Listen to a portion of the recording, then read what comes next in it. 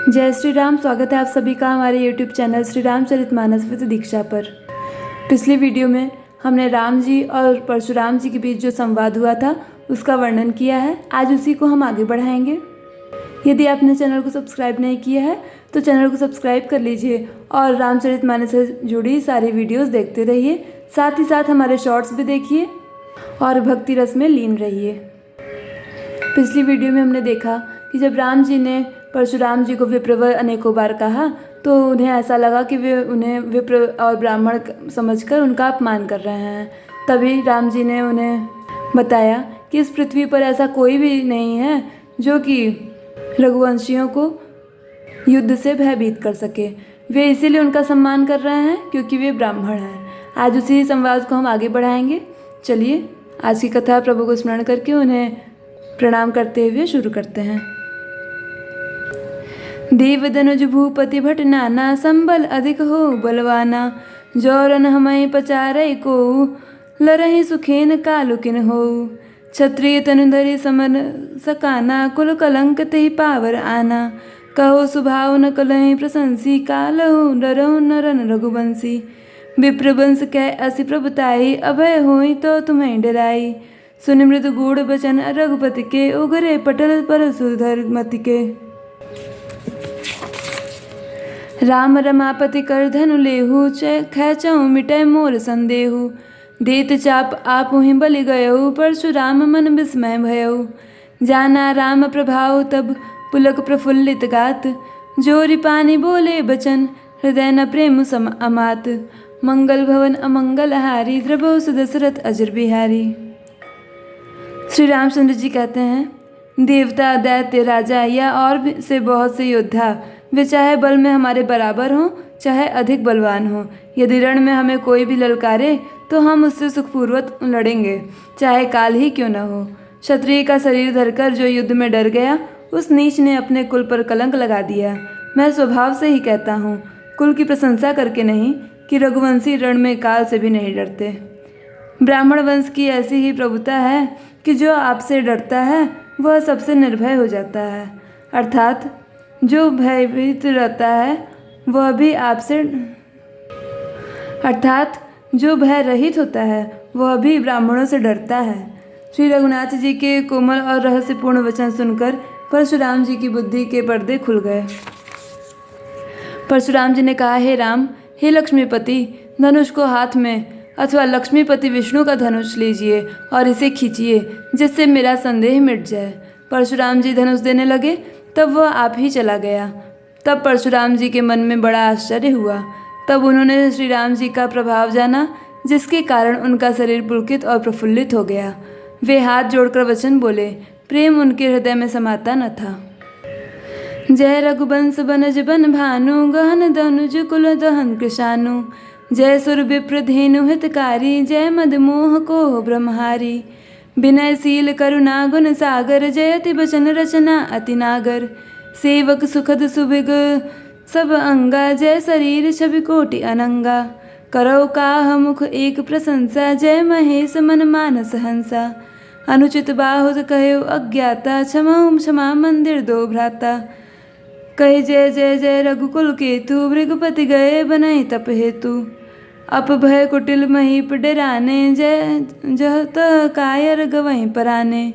देवन दिन दुंदुभि प्रभु पर बरसहीं फूल, हर से पुर नर नारी सब मिटी मोह मैसूल। मंगल भवन अमंगल हारी, द्रबहु सुदशरथ अजर बिहारी। परशुराम जी कहते हैं, हे रघुकुल रूपी कमल के सूर्य, हे राक्षसों के कुल रूपी घने जंगल को जलाने वाले अग्नि, आपकी जय हो। हे देवता ब्राह्मण और गौ का हित करने वाले, आपकी जय हो। हे मदमोह क्रोध और भ्रम के हरने वाले, आपकी जय हो। हे विनयशील कृपा आदि गुणों के समुद्र और वचनों की रचना में अत्यंत चतुर, आपकी जय हो। हे सेवकों को सुख देने वाले, सब अंगों से सुंदर और शरीर में करोड़ों कामदेवों की छवि धारण करने वाले, आपकी जय हो। मैं एक मुख से आपकी क्या प्रशंसा करूं। हे महादेव जी के मन रूपी मानसरोवर के हंस, आपकी जय हो। मैंने अनजाने में आपको बहुत से अनुचित वचन कहे। हे क्षमा के मंदिर दोनों भाई, मुझे क्षमा कीजिए। हे रघुकुल के पताका स्वरूप श्री रामचंद्र जी, आपकी जय हो, जय हो। जय हो। ऐसा कहकर परशुराम जी तब के लिए वन को चले गए। यह देखकर दुष्ट राजा लोग बिना ही कारण के मना कल्पित डर से श्री रामचंद्र जी से तो परशुराम जी भी हार गए। हमने इनका अपमान किया था, अब कहीं ये उसका बदला न लें, इस व्यर्थ के डर से डर गए। वे कायर चुपके से जहाँ तहाँ भाग गए। देवताओं ने नगाड़े बजाए, वे प्रभु के ऊपर फूल बरसाने लगे। जनकपुर के स्त्री पुरुष सब हर्षित हो गए, उनका मोह मैशूल मिट गया। अति गह गए बाजने बाजे, सबई मनोहर मंगल साजे। जूथ जूथ मिली सुमुखी सुनैनी, करहीं गान कल कोकिल बैनी। सुख विदेह कर बरनी न जाई, जन्म दरिद्र मनहु निधि पाई। विगत त्रास भई सुखारी, जन विधि उदर चकोर कुमारी। जनक किन्न कौशिकहि प्रणामा, प्रभु प्रसाद धनु भंजेउ रामा। मोहि कृत कृत्य किन्न दो भाई, अब जो उचित सो कहे गोसाई। कह मुनि सुनु नाहु प्रवीणा, रहा विवाह चाप आधीना। टूटतहि धनु भयो विबाहु, सुर नर नाग विदित सब काहू। तदपि जाई तुम करहु अब जथा वंश व्यवहारु। बूझी विप्र कुल वृद्ध गुरु, वेद विदित आचारु। मंगल भवन अमंगल हारी, द्रभो सुदशरथ अजर बिहारी। खूब जोर से बाजे बजने लगे। सभी ने मनोहर मंगल साज सजे। सुंदर मुख और सुंदर नेत्र वाली तथा कोयल के समान मधुर बोलने वाली स्त्रियां झुंड के झुंड मिलकर सुंदर गान करने लगी। जनक जी के सुख का वर्णन नहीं किया जा सकता, मानो जन्म का दरिद्री धन का खजाना पा गया हो। सीता जी का भय जाता रहा। वह ऐसी सुखी हुई जैसे चंद्रमा के उदय होने से चकोर की कन्या सुखी होती है। जनक जी ने विश्वामित्र जी को प्रणाम किया और कहा, प्रभु की कृपा से श्री रामचंद्र जी ने धनुष तोड़ा है। दोनों भाइयों ने मुझे कृतार्थ कर दिया। हे स्वामी, अब जो उचित हो सो कहिए। मुनि ने कहा, हे चतुर नरेश, सुनो, यो तो विवाह धनुष के अधीन था। धनुष के टूटते ही विवाह हो गया। देवता, मनुष्य और नाग सब किसी को यह मालूम है। तथापि तुम जाकर अपने कुल का जैसा व्यवहार हो, ब्राह्मणों के कुल को बूढ़ों और गुरुओं से पूछकर और वेदों में वर्णित जैसा आचार हो वैसा करो। दूत अवधपुर पठवऊँ जाई, आनहि नृपदर्शथ बुलाई। मुदित राउ कहे भोले कृपाला, पठय दूत बोले ते काला। बहुरी महाजन सकल बुलाए, आए सब निसादर सिर नाए।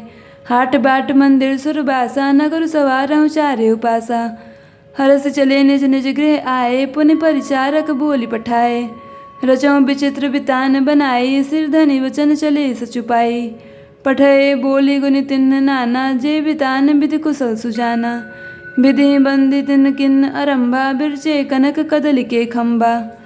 हरित मनिन्न के पत्र फल, पद्म राग के फूल। रचना देख विचित्र अति, मन बिरंच कर भूल। मंगल भवन अमंगल हारी, द्रभो सुदशरथ अजर बिहारी।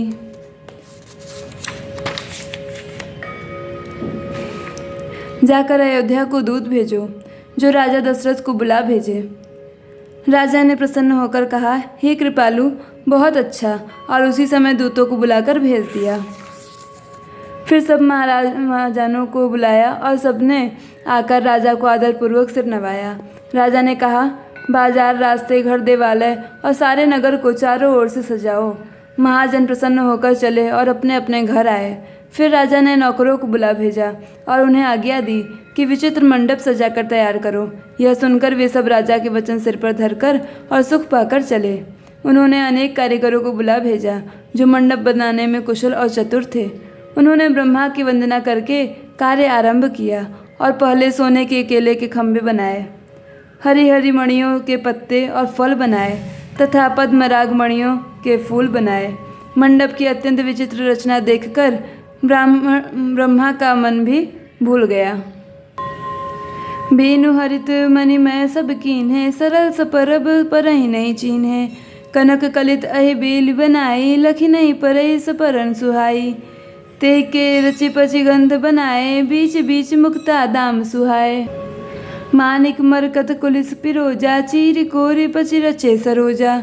किए भृंग बहु रंग बिहंगा, कूंजे कूंजे पवन पसंगा। सुर प्रतिमा खंबन गढ़ी काढ़ी, मंगल द्रव्य लिए सब ठाड़ी।